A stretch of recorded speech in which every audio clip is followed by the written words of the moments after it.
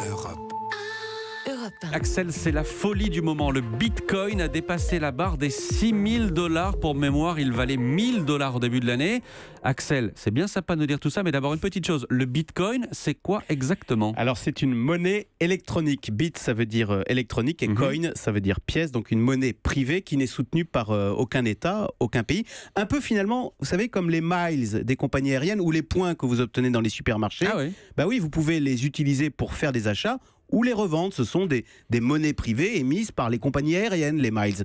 Alors l'avantage avec le Bitcoin, c'est que leur nombre en circulation est bloqué. On ne peut pas en créer à l'infini, ce qui ferait perdre toute valeur à cette monnaie privée.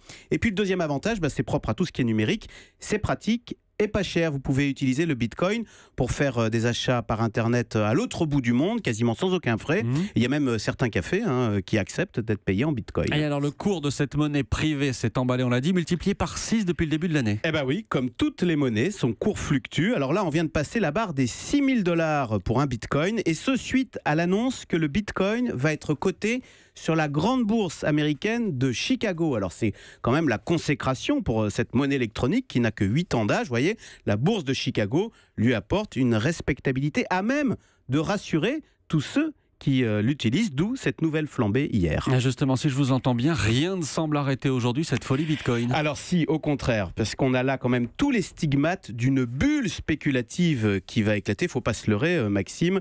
Les gens achètent des bitcoins dans le seul et unique but de pouvoir les revendre plus cher. Ça, c'est typique des bulles spéculatives.